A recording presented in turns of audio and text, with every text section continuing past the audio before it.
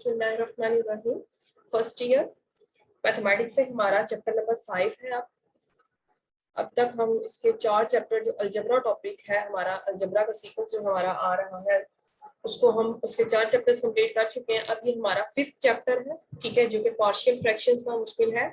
आपकी जो पिछली क्लासेस है उनके अंदर आपने सीखा था कि कोई भी फ्रैक्शंस अगर दी हुई है, ठीक है, फ्रैक्शन जिनको आप उर्दू में कसर पढ़ के आए, ठीक है, तो फ्रैक्शन मतलब आपकी बटे की फॉर्म की जो भी टर्म्स होती हैं उनको आप फ्रैक्शंस कहते हैं। तो फ्रैक्शन जो दी हुई होती थी आप उनको यूजिंग एलसीएम आपने सॉल्व किया था, ठीक है, यूजिंग क्रॉस मल्टीप्लिकेशन आपने सॉल्व किया, डिफरेंट मैथ्स आप इनको सॉल्व करके आपने इनकी एक कॉम्पैक्ट फॉर्म निकाली।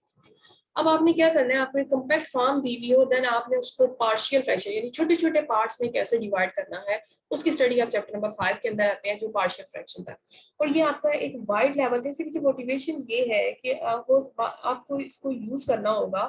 तो ये है कि कुछ हमारे पास फॉर्म थोड़ी टफ दी हुई होती हैं और हमें अगर वहां से कोई कंक्लूजन ड्रॉ करना होता है तो हम जो कॉम्पैक्ट फॉर्म दी हुई होती है उससे इतना अच्छा कंक्लूजन ड्रॉ नहीं कर सकते जितना हम उसके छोटे छोटे पार्ट से कंक्लूजन ड्रॉ कर सकते हैं। So that's why partial fraction में कन्वर्ट करना हमारे लिए बहुत जरूरी है। फिर नेक्स्ट जाके आप देखें कि जब आप सेकेंड ईयर के अंदर जाके थर्ड चैप्टर पढ़ेंगे इंटीग्रेशन का, देन उसके अंदर आपके जो डिफिकल्ट टाइप की फ्रैक्शंस होती हैं, जो आपके पास बड़े की फॉर्म में जो फंक्शन दिया हुआ करेगा उसको इंटीग्रेट करना आपके लिए टफ हुआ करेगा, ठीक है, डायरेक्ट इंटीग्रेशन की पॉसिबल नहीं हुआ करेगी। तो वहां पे भी जाके आप इसको पार्शियल फ्रैक्शन को यूज किया करेंगे। तो पहले आप पार्शियल फ्रैक्शन में उसको कन्वर्ट कर लेंगे, देन आप उसको सॉल्व कर लिया करेंगे। तो ये आपका एक बेस्ट टूल है और एक हेल्प है आपके लिए, और ये बहुत ही आसान है, ठीक है। मजीद आप पार्शियल फ्रैक्शन लाप्लास ट्रांसफॉर्म के अंदर यूज करेंगे, कुछ और फर्दर हमारी जो एप्लीकेशन होते हैं उनके अंदर आप इसको यूज करते हैं, ठीक है। जो बेटर इसका बेस्ट यूज आपका आता है ये इंटीग्रेशन में ही आपके काम को आसान करता है, और वहां पे जाके आप एक मेथड भी पढ़ेंगे, इंटीग्रेशन बाय पार्शियल फ्रैक्शन, और इससे बड़े आपके इंपॉर्टेंट फॉर्मूला जो है इंट्रोड्यूस होते हैं। तो इसको मैं थोड़ा सा क्विकली करवाऊंगी, इसी चैप्टर को मैं एक ही लेक्चर में करवा रही हूँ। इसलिए करवा रही हूँ क्योंकि ये स्टूडेंट्स को एक तो आसान लगता है, दूसरा इसमें कुछ मुश्किल होता कोई नहीं है। इसमें आपको बस आपकी एक जो है कि आपको इसकी समझ होनी चाहिए, इसका कंसेप्ट होना चाहिए, आपको फॉर्म को समझना आना चाहिए कि आपका जो फ्रैक्शनल पार्ट है उसका क्या क्राइटेरिया है, ठीक है। फिर थर्ड पे आपको जो है ना आपकी कंप्यूटेशन और आपकी प्रैक्टिस अच्छी होनी चाहिए, देन आप इसको थॉरोली कर सकते हैं। ये आपके लिए एक जो है ना घंटे का भी काम नहीं होना चाहिए। चैप्टर क्विक क्विक करवाऊंगी इसको, तो स्टार्ट करते हैं। इंट्रोडक्शन में इसने ये बताया कि प्रीवियस क्लास में आप इन चीजों को पढ़ चुके हैं जो मैं आपको बता चुकी हूँ। अब आपने क्या करना है, आपने इस फॉर्म से इधर आप आए थे प्रीवियस क्लासेस के अंदर, अब आपने इस फॉर्म से इसमें जाना है इन द रिसेंट क्लास, ठीक है। रिवर्स ऑर्डर आपने देखना, ठीक है। अब आप क्या करते हैं, सबसे पहले पार्शियल फ्रैक्शन की डेफिनेशन पूछी जाती है, आपको पार्शियल फ्रैक्शन की डेफिनेशन आनी चाहिए।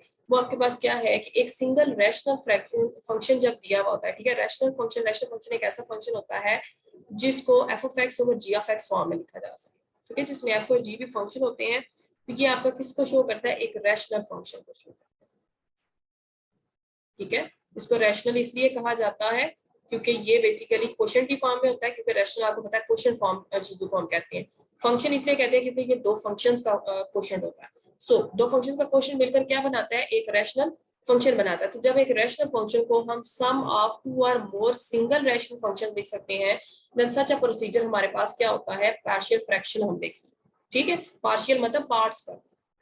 अब जो पार्शियल फ्रैक्शन होती है उसको जो एक्सप्रेस करने का हमारा जो प्रोसीजर होता है, ठीक है, उस प्रोसीजर को कहते हैं रेजोल्यूशन, ठीक है। जैसे आपने पढ़ा है ना, रिजॉल्विंग पार्ट्स, रिजॉल्व करना, टुकड़ों में बांटना, ये हमने टुकड़ों में बांटा है तो उसको क्या कहेंगे, रेजोल्यूशन कहेंगे, ठीक है। फिर वो करारदाद वाली रेजोल्यूशन नहीं है, वैसे expressing a rational function as a sum of partial fraction is called a partial fraction resolution, ठीक हो गया।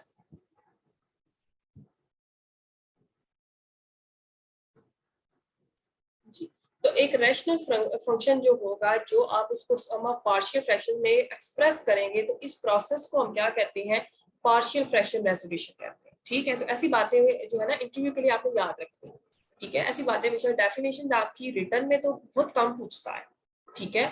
एक आपको जो है ना वो कोई भी एक्सप्रेशन रैशनल फंक्शन दे देगा, उसकी पार्शियल फ्रैक्शन जरूर पूछ सकता है, ठीक है।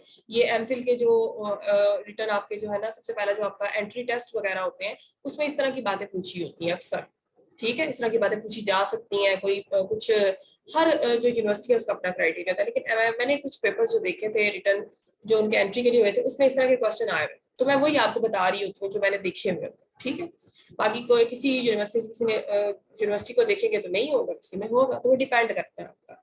तो मैंने जो पेपर देखा था उसमें मैंने देखा था कि उसमें रैशनल फंक्शन दिए हुए थे और उसमें उसकी पार्शियल फ्रैक्शन पूछी हुई थी पास में, उसमें जो है ना उसने रैशनल जो पार्शियल फ्रैक्शन है उसने कम्पैक्ट फॉर्म में दे दी और उसने कहा ए और बी की वैल्यू बताए, डायरेक्टली उसने पूछी। इस तरह के आपके क्वेश्चन जो है ना, इस तरह से आपको ये सारी चीजें आपने साथ साथ तैयार करनी है कि आप किसी भी एंट्री टेस्ट के लिए जाते हैं, आप रिटर्न के लिए जाते हैं, आप किसी कम्पिटिटिव एग्जाम के लिए जाते हैं, आप कहीं वाइवा दे रहे, कुछ भी आपका है, तो आपका मैथ्स टोटली हर तरह की फील्ड के लिए तैयार होना चाहिए। ठीक है, आप एफपीएससी के लिए जा रहे हैं, आप सब्जेक्ट स्पेशलिस्ट के लिए जा रहे हैं, आप जिधर भी जा रहे हैं, आपका हर लिहाज से इन चीजों को यूज करना आना चाहिए। तो पूछ सकता है वो पार्शियल फ्रैक्शन रेजोल्यूशन से आप क्या मुराद देते हैं। ठीक है, तो आप क्या कहेंगे कि आप जब किसी रैशनल फंक्शन को सम ऑफ पार्शियल फ्रैक्शन में एक्सप्रेस करते हैं, एक्सप्रेस करने का ये अमल क्या कहलाता है, पार्शियल फ्रैक्शन रेजोल्यूशन। और ये आपका ये आगे नोट ने बताया जो मैं आपको बता चुकी हूँ, it is an extremely valuable tool in the study of calculus.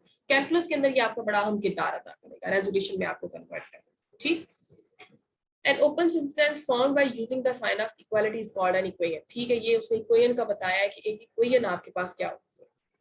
ठीक हो गया, इक्वेशन क्या होती है, एक ओपन सेंटेंस होता है, ठीक है, जो कि फॉर्म किया जाता है, जिसको हम इक्वालिटी साइन से इंट्रोड्यूस करते हैं, वो क्या होती है, इक्वेशन होती है। और यहीं पे आपको इनइक्वालिटी की भी याद होनी चाहिए, an open sentence formed by using the sign of inequality. Inequality क्या होती है, लेस देन वाली आ सकती है, लेस इक्वल आ सकती है, ग्रेटर इक्वल आ सकती है, लेस देन आ सकती है, ग्रेटर देन, तो सारी चीजों को साथ साथ कंपेयर करता जाएगा। तो ओपन सेंटेंस जो कि फॉर्म किया जाएगा using the sign of inequality is known as inequality.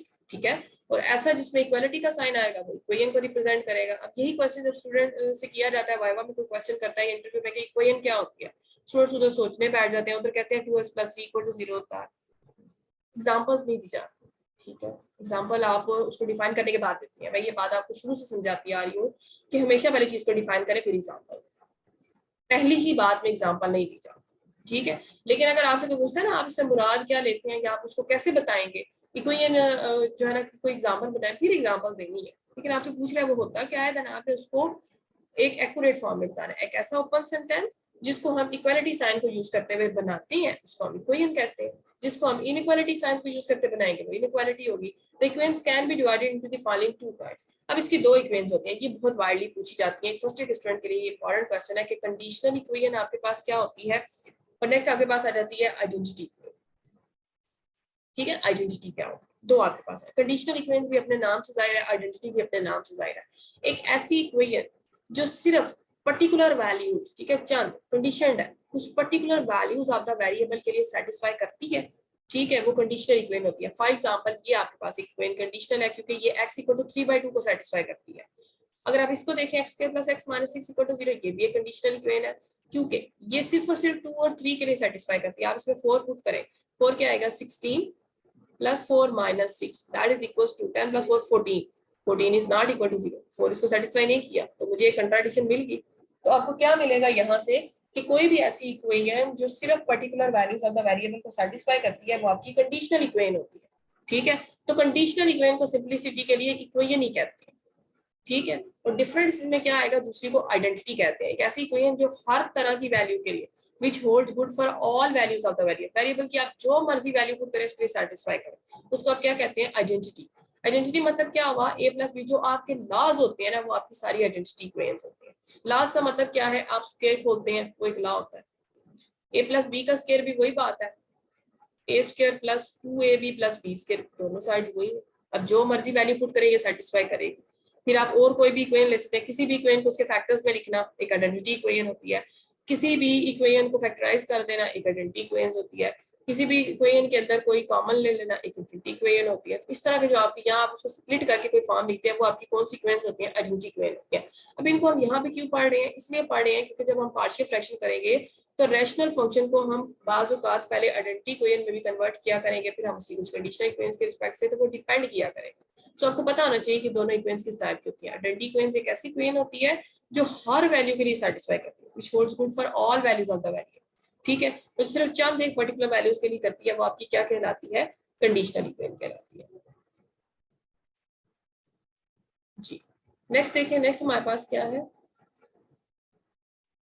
Ji, next अब हमारा मेन टॉपिक पे आ जाते हैं, रैशनल फ्रैक्शन क्या होता है। ठीक है, जो मैंने आपको क्लियर कर दिया, रैशनल फ्रैक्शन क्या होती है, अब यहाँ पे उसने रेशनल नंबर को पहले उसने एक मोटिवेशन दी। मोटिवेशन क्या दी कि पी बाई क्यू फॉर्म में जो लिखे जाते हैं, पी क्यू इंटीजर्स होते हैं, क्यू नॉन जीरो होता है, वो एक रैशनल नंबर होता है।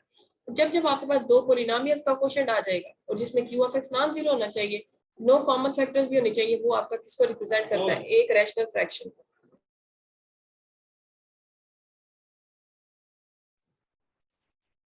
जी, तो ये कंडीशन आपने याद रखनी है, क्योंकि आपको पता है जब पी बटे के नीचे जीरो आता है वो मसला करता है। एक जीरो को आप इस तरह याद करें, कोई भी आपसे अगर पूछता है, ये भी क्वेश्चन अक्सर पूछते हैं कि रैशनल फ्रैक्शन या रैशनल नंबर के अंदर क्यू जीरो क्यों नहीं हो सकता, क्यू ऑफ एक्स जीरो क्यों नहीं हो सकता। ठीक है, तो वहां पे मैंने अक्सर स्टूडेंट को आंसर देते हुए देखता है, नहीं मैम वो नहीं हो सकता। तो भाई क्यों नहीं हो सकता, यही वजह तो हम पूछ रहे होते हैं। उसकी वजह सिंपल, आप जो एक्यूरेट फॉर्म में बताना चाहें, आप सिंपल बताएं कि जीरो का मल्टीप्लीकेटिव इनवर्स नहीं होता। ठीक है, आर के अंदर जीरो का मल्टीप्लिकेटिव इनवर्स एग्जिस्ट नहीं करता, इवन सी के अंदर भी एग्जिस्ट नहीं करता। ठीक है, ना ही जीरो का इनवर्स एग्जिस्ट करता है, जीरो का इनवर्स अनडिफाइंड है, आप उसको डिफाइन नहीं कर सकते आर के अंदर नहीं। ठीक है, फिर आप जीरो जीरो एक कम्प्लेक्स नंबर लें, उसका इनवर्स वो भी अनडिफाइंड। ठीक है, तो आपका सिंपल आंसर होना चाहिए कि जी इसका जो जीरो है उसका इनवर्स एग्जिस्ट ही नहीं करता, तो हम किसी भी जीरो के इनवर्स से जो एग्जिस्ट नहीं करता उससे हम क्वेश्चन कैसे बना सकते हैं। ठीक है, हम तो कोई डिफाइन चीजों से क्यों बनाएंगे ना। ठीक है, आपसे वही वो वाला भाई साहब आपका हो गया, आपको कहते हैं जो मर्जी बना लो, वो मर्जी में पता ही नहीं होता बनाना क्या है। ठीक है, एक क्वेश्चन ये आम क्वेश्चन है, क्या पकाए आज, तो जो मर्जी पका ले, वो जो मर्जी किसी को पता नहीं लगता। तो जो मर्जी का मैथ में कोई रोल नहीं है, जो मर्जी नहीं कहना इसमें। ठीक है, तो जो मर्जी नहीं आता, नीचे नीचे क्यू ऑफ एक्स आना, ऊपर जीरो आ सकता है, नीचे नहीं आ सकता। ठीक है, क्यों नहीं आ सकता, उसका इनवर्स एग्जिस्ट नहीं करता। जिसका इनवर्स एग्जिस्ट नहीं करता उसको हम एक एक्यूरेट फॉर्म नहीं कहते, तो एक्यूरेट फॉर्म हमने मल्टीप्लाई करनी थी। ठीक हो गया। रैशनल फंक्शन अब आगे से दो टाइप्स का होता है, एक होती है आपके पास प्रॉपर रैशनल फंक्शन और फ्रैक्शन, और एक होती है इम्प्रॉपर। मैं आपको यहाँ पे डिस्क्राइब कर देती हूँ, देन हम इनको ना टैली कर लेते हैं ताकि हम क्विकली इस चैप्टर से जो है ना आगे चले। जी, जब जब आपकी जो पोलिनोमियल जो आपका सॉरी फ्रैक्शन हुआ करेगा, उसमें अगर पी ऑफ एक्स की जो डिग्री है, ठीक है, यानी कि आपके जो न्यूमिरेटर है उसकी जो डिग्री है वो लेस देन आती है degree of Q of x. ठीक है, देन ये आपकी किसको रिप्रेजेंट किया करेगी, ये आपकी प्रॉपर फ्रैक्शन को रिप्रेजेंट करेगी। और जब जब अब इसका क्या कंडीशन दूसरी क्या रहेगी, अपोजिट रहेगी, ग्रेटर इक्वल जब आ जाए, ये आपकी किसको रिप्रेजेंट करेगी, इम्प्रॉपर फ्रैक्शन को रिप्रेजेंट करेगी। ठीक है, अब इसमें आपको इन चीजों को पढ़ने की क्यों जरूरत है, क्योंकि इसके अंदर आपको कन्वर्ट करने के लिए आपकी जो रैशनल फ्रैक्शन होती है वो प्रॉपर फ्रैक्शन। ठीक है, अब ये भी क्वेश्चन आ सकता है, सॉरी रैशनल फ्रैक्शन मैं कह गई हूँ पार्शियल फ्रैक्शन। ठीक है, पार्शियल फ्रैक्शन हमेशा जो होती है ना वो प्रॉपर फ्रैक्शन की रिस्पेक्ट से होती है। ठीक है, तो आपको अगर इम्प्रॉपर आ जाती है तो उसको आपको पहले क्या करना पड़ेगा, प्रॉपर में कन्वर्ट करना पड़ेगा। तो इम्प्रॉपर को प्रॉपर में कन्वर्ट करने के लिए आपको उसकी करनी पड़ती है डिवीजन, डिवीजन का रूल अप्लाई करना पड़ता है। और ये डिवीजन भी आप अपनी पिछली क्लासेस में सीख चुके हैं कि दो पॉलिनोमियल्स अगर आ जाए तो उनकी डिवीजन किस तरह से पॉसिबल होती है।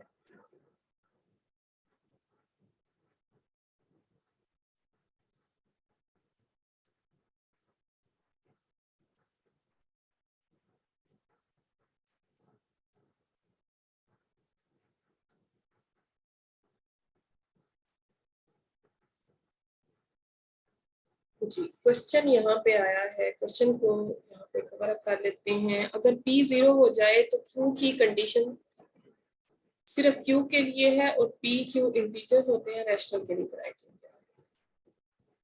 जी, वो तो रैशनल का होता है ना, रैशनल नंबर को हम डिफाइन ही ऐसे करते हैं कि जो दो इंटीजर्स की क्वोशिएंट में आ जाते हैं वो आपके पास क्या होते हैं, रैशनल्स होते हैं। ये तो क्राइटेरिया क्लियर हो गया ना। इसके अंदर हम बात करें पॉलिनोमियल्स की। अब ये पॉलिनोमियल्स रियल भी हो सकती हैं, ये रैशनल भी हो सकती है। ठीक है, ये डिपेंड करेगा आपकी, क्वाड्रेटिक भी हो सकती है, इनके हम टाइप्स पढ़ेंगे। रैशनल फ्रैक्शन में विद नो कॉमन फैक्टर्स का मतलब है अगर उनमें कॉमन फैक्टर होगा फिर से वो कैंसिल आउट होंगे ना। फॉर एग्जांपल ऐसे देखिए, इसमें अगर आपके पास आ रहा है 2x + 3 divided by x² - a², ठीक है, इनमें कोई कॉमन फैक्टर नहीं। ठीक है, लेकिन इसी इक्वेशन को अगर जैसे यहाँ पे चलो 9 कर लें, जनरल ना करें, 9 कर लें, x² - 9 आप कर लेते हैं। लेकिन इसी इक्वेशन को अगर मैं लिख देती हूँ x² - 9, उसी और फॉर्म में हम लिखते हैं, एक हम करते हैं x + 3। फिर हम कर लेते हैं एक्स स्क्वायर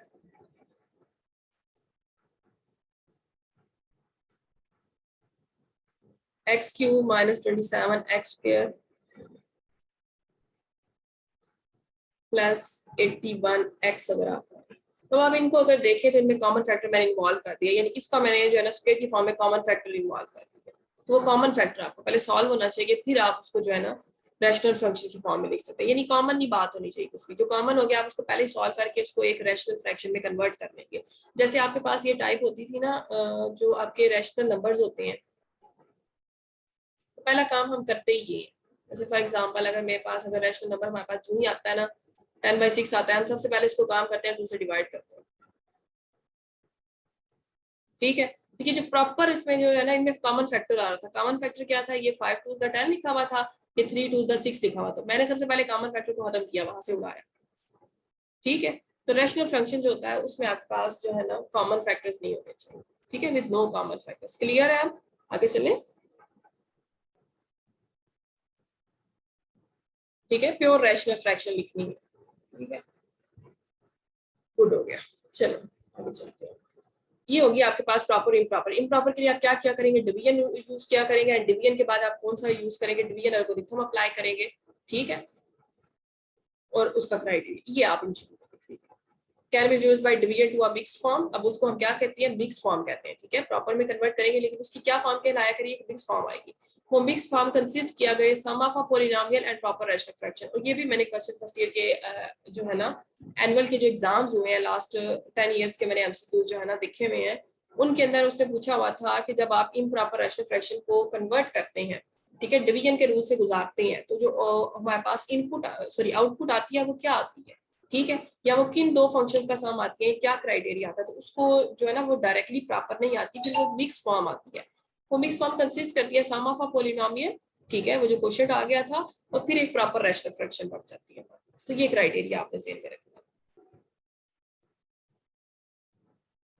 तो लास्ट में ये जो इम्प्लीकेशन के बाद, अब मेरी बात एक जो है ना एक मैं आपको समझ लेके कोई बताता, लेकिन ट्रिक्स ही मैं आपको बता रही हूँ जो मेन होती है। अब ये सिर्फ आप यही ना पढ़ने लग जाइएगा, लेकिन हमेशा जो भी आर्टिकल दिया होता है ना, जो भी टॉपिक पढ़ रहे होते हैं, उसके लास्ट में ऐसी जो 2 लाइनें लिखी होती है ना, वो आप लाइनें समझनी है। आपका मेन बातें ही यहाँ पे ये है। ठीक है, ये स्टूडेंट्स नहीं पढ़ते। आप समझ लें जो स्टूडेंट्स नहीं पढ़ते ना, वो आप टीचर्स ने पढ़नी है। आपको टीचर बनने के लिए ये पढ़ना पड़ेगा। ठीक है, और इन्हीं में मेन मोटिवेशन होती है। ठीक है, इन्हीं में ड्रॉबैक होते हैं, इन्हीं में मोटिवेशन होती है कि इस चीज को इंट्रोड्यूस किया गया तो इसकी क्या वजह। ठीक है, तो ये क्राइटेरिया आपका आ जाता है।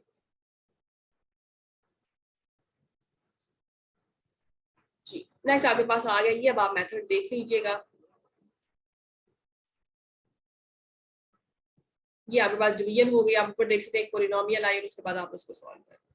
ठीक है, if two polynomials are equal for all values of the variable, then the polynomials have same degree and the coefficients of like powers in both the polynomial must be equal। ये उसने simple criteria आपको बताया, आप इसको पढ़ सकते हैं।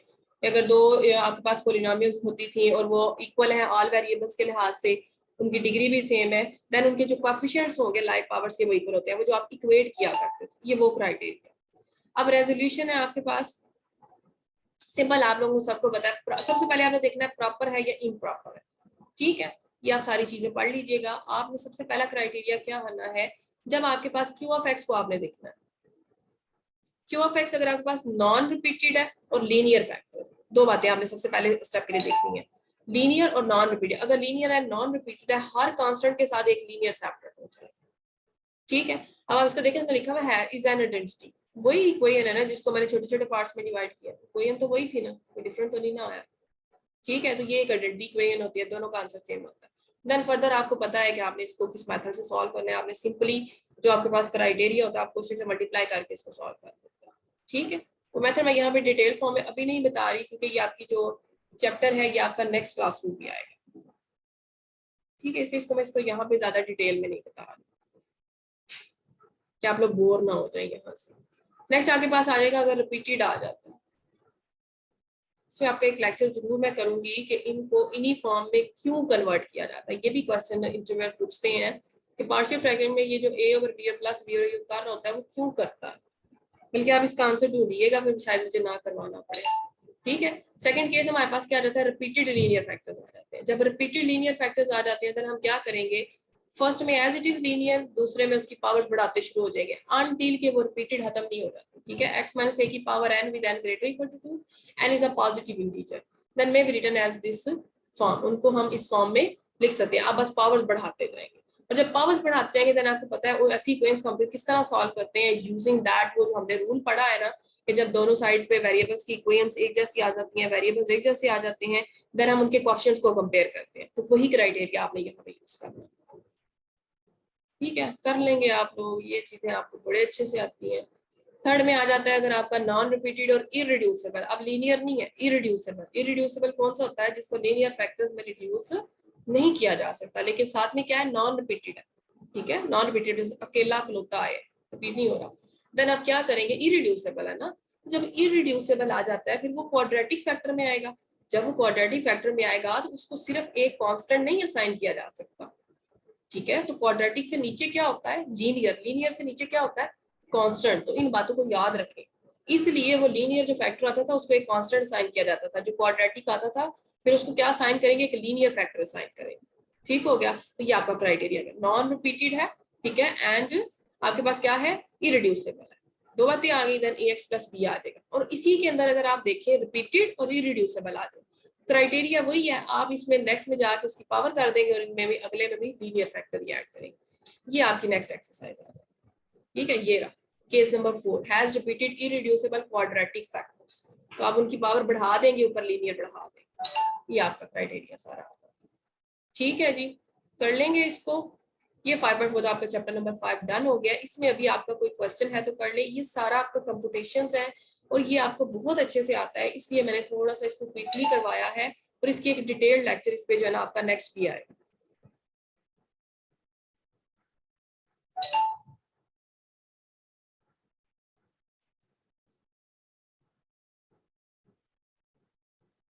जी, चलिए आप इसको जो है ना अच्छे से आप चैप्टर नंबर 5 को कर सकेंगे।